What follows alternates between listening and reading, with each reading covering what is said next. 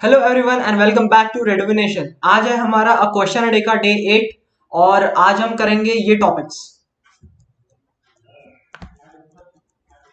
तो आज हम देखेंगे मैथ्स में बायनोमियल थ्योरम और बायनोमियल थ्योरम में आज हम जो क्वेश्चन सॉल्व करने वाले हैं वो होगा फाइंड द कोएफिशिएंट ऑफ, इस टाइप वाला question, find the coefficient of x to the power something वाला क्वेश्चन। तो बायनोमियल टोटली 16 बार पूछा गया था, हमने एनालिसिस किया है तो 72% होता है वो, ठीक है। उसके बाद हम फिजिक्स में आज हम देखेंगे मैग्नेटिक फील्ड और इसमें आज हम एक पर्टिकुलर फॉर्मूला यूज करने वाले हैं जो बहुत बार सवाल पूछते हैं उस पर। तो ठीक है, आज हम फिजिक्स में करेंगे मैग्नेटिक फील्ड, 7 टाइम्स पूछा गया है। और हम देखेंगे केमिस्ट्री में सॉल्यूशंस और इसमें हम देखेंगे delta TB and delta TF, मतलब डिप्रेशन इन बॉइलिंग पॉइंट या फिर depression in freezing point. Solutions का प्रॉब्लम ऐसा है कि सॉल्यूशन में बहुत अलग अलग टाइप्स ऑफ क्वेश्चन आते हैं, लेकिन मोस्टली जहां तक हमें लगा कि डिप्रेशन इन बॉइलिंग पॉइंट और फ्रीजिंग पॉइंट का क्वेश्चन आ सकता है। इसके अलावा वैन ऑफ फैक्टर वगैरह से क्वेश्चन आते हैं, कॉलिगेटिव प्रॉपर्टीज से, उसका हम क्वेश्चन असाइनमेंट में डाल देंगे, ठीक है। तो चलो लेट्स स्टार्ट। ओके, तो आज हम मैथ्स में जो टॉपिक देखने वाला है वो है बायनोमियल थ्योरम और बायनोमियल थ्योरम में आज हम देखने वाले हैं ये सवाल। देखो क्वेश्चन एक बार पढ़ लेते हैं फिर आगे बढ़ेंगे। The coefficient of x to the power 18 in the product 1 plus x into 1 minus x to the power 10 into 1 plus x square to the power 9 is, और चार ऑप्शन दिए हैं, ठीक है। तो सबसे पहले हम देख लेते हैं कि हमें कंसेप्ट क्या यूज करना है, उसके बाद हम क्वेश्चन की तरफ बढ़ेंगे, ठीक है। चलो देखते हैं। देखो यहाँ पे कंसेप्ट क्या यूज करना है, देखो कंसेप्ट हमें यूज करना है, अगर मेरे पास 1 plus a to the power n इस फॉर्म का कोई बायनोमियल सीरीज है, ठीक है। तो मैं इसकी nth टर्म को क्या लिख सकता हूं, इसकी nth टर्म या जनरल टर्म जिसे मैं कहूंगा, जनरल टर्म को मैं लिख सकता हूं n c r 1 to the power n minus r a to the power r, ठीक है। ये प्लीज याद रखना, जाके नोट्स डाउनलोड कर लो www.redvination.com पे, ठीक है। नोट्स डाउनलोड कर लो और वहां पे मैंने लिखा है सारी चीजें। चलो अब क्वेश्चन की तरफ आते हैं, ज्यादा कुछ इसमें इतना है नहीं, इसमें बस थोड़ा मैनिपुलेशन करना पड़ेगा हमें सवाल के साथ। जैसे यहाँ पे देखो, यहाँ पे क्या लिखा है, 1 plus x into 1 minus x to the power 10 into 1 plus x square to the power 9।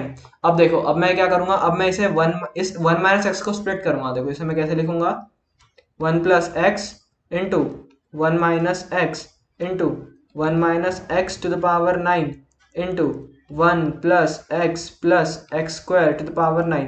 अब देखो यहाँ पे फॉर्मूला लगेगा a plus b into a minus b, तो ये हो जाएगा 1 माइनस एक्स स्क्वायर, और ये दोनों का एक्सपोनेंट सेम है तो मैं कॉमन एक्सपोनेंट लिखूंगा और 1 minus x into 1 plus x square whole to the power 9।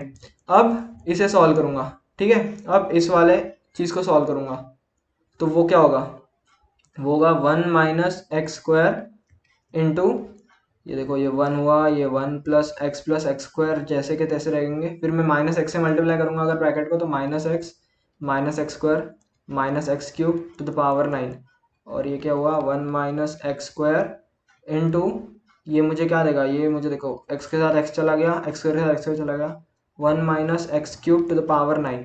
अब देखो, अब जनरली देखो कोएफिशिएंट निकालने का जब सवाल आता है तब हम क्या करते हैं, हमारे पास एक टर्म होती है जो नॉर्मल होती है जिसमें कोई एक्सपोनेंट नहीं होता है, और फिर अगली टर्म होती है जिसमें कोई एक्सपोनेंट होता है, मतलब जिसका कोई सीरीज बनता है, एक्सपोनेंशियल सीरीज, बायनोमियल सीरीज।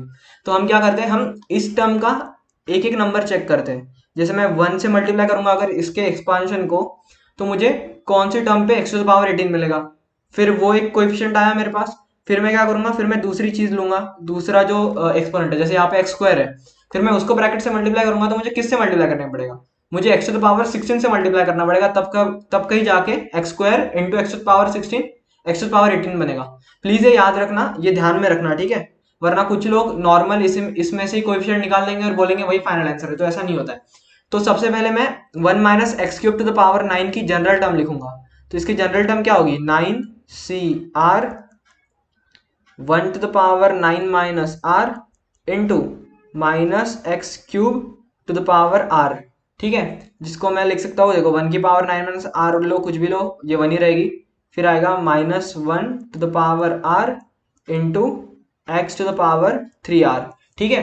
अब मुझे कोएफिशिएंट क्या चाहिए, मैं अगर 1 से मल्टीप्लाई करूंगा तो मुझे कोएफिशिएंट क्या चाहिए होगा यहाँ पे, एक्स टू द पावर 18, मतलब मेरा 3r इज इक्वल टू 18 होना चाहिए, मतलब मेरे पास r क्या होगा 6, तो मुझे r क्या होना चाहिए 6 होना चाहिए। तो r इज इक्वल टू 6 के करस्पॉन्डिंग कौन सी टर्म आएगी मेरी, वो टर्म आएगी 9c6 minus 1 to the power 6 और x टू द पावर 18, मतलब ये टर्म आएगी 9c6।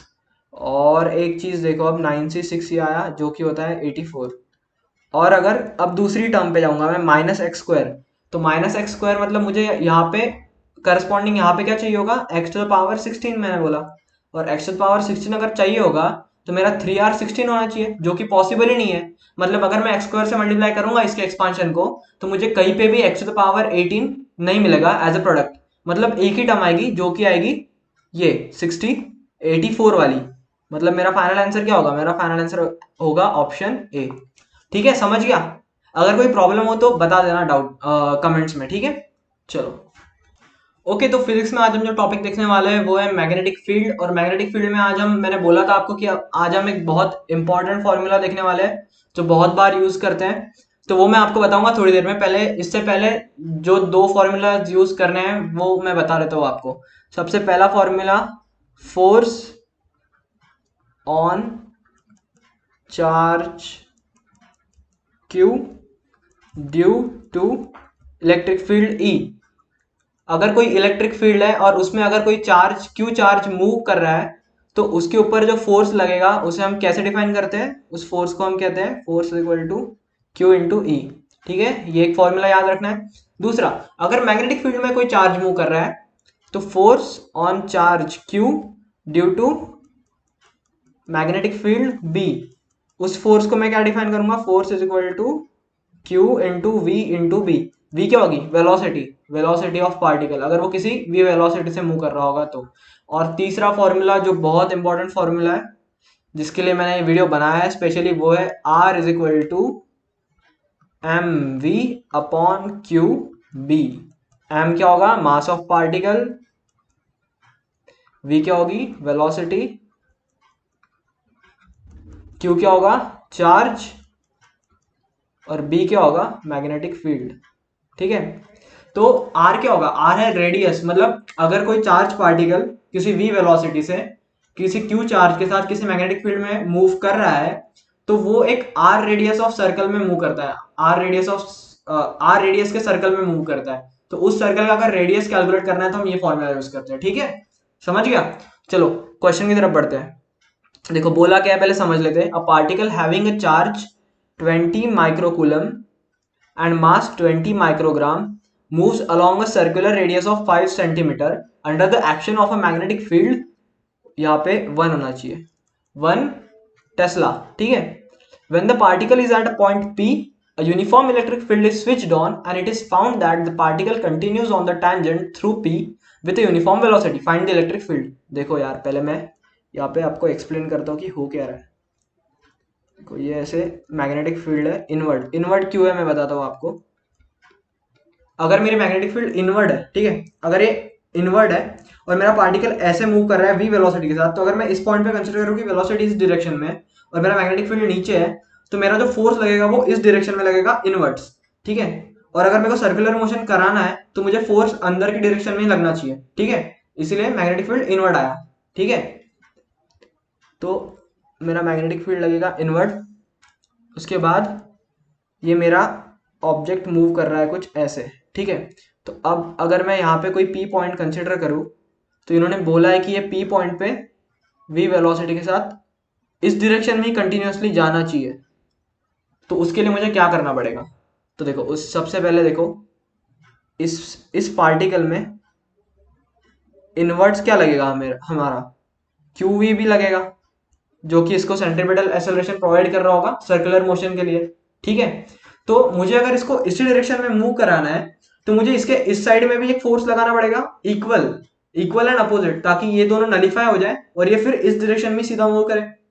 सही है, समझ रहे हैं।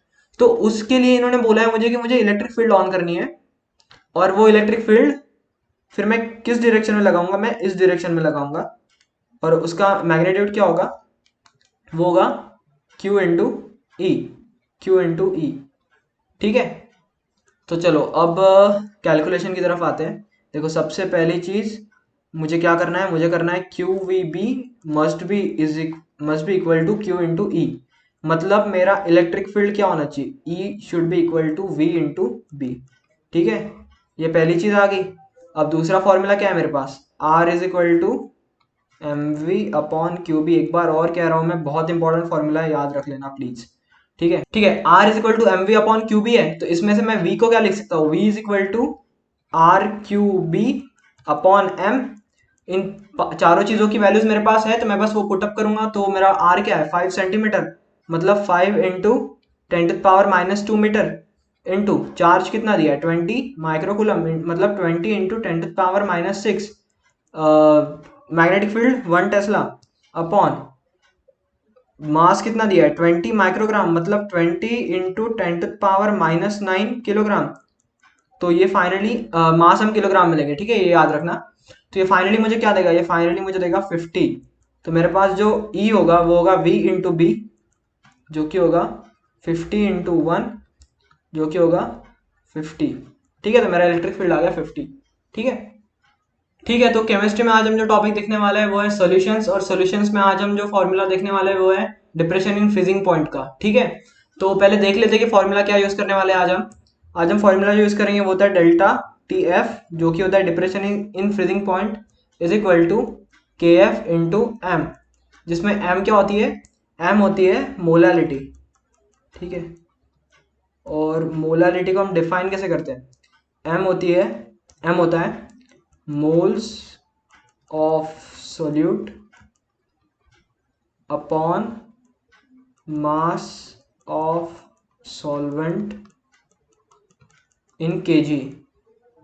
ठीक है, ये एक फॉर्मूला हो गया, ये दूसरा फॉर्मूला हो गया। एक तीसरा फॉर्मूला होता है molecular formula is equal to n times empirical formula.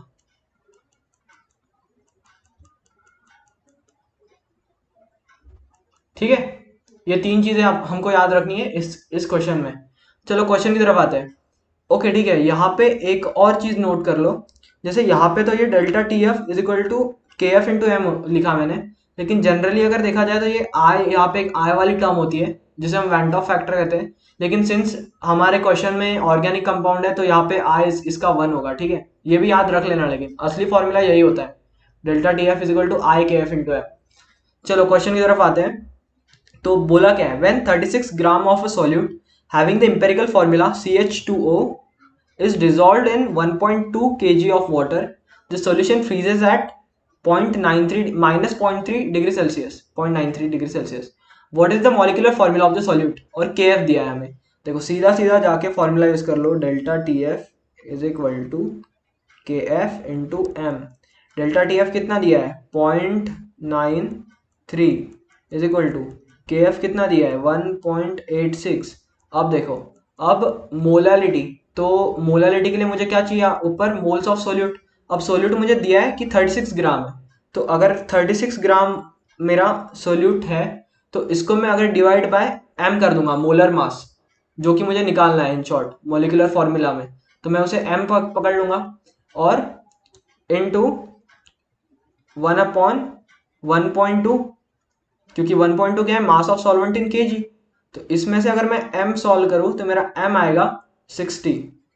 ठीक है, अगर मेरा m 60 आया और CH2 इंपेरिकल फॉर्मूला है, तो इंपेरिकल मास कितना है, इंपेरिकल मास है मेरा 30।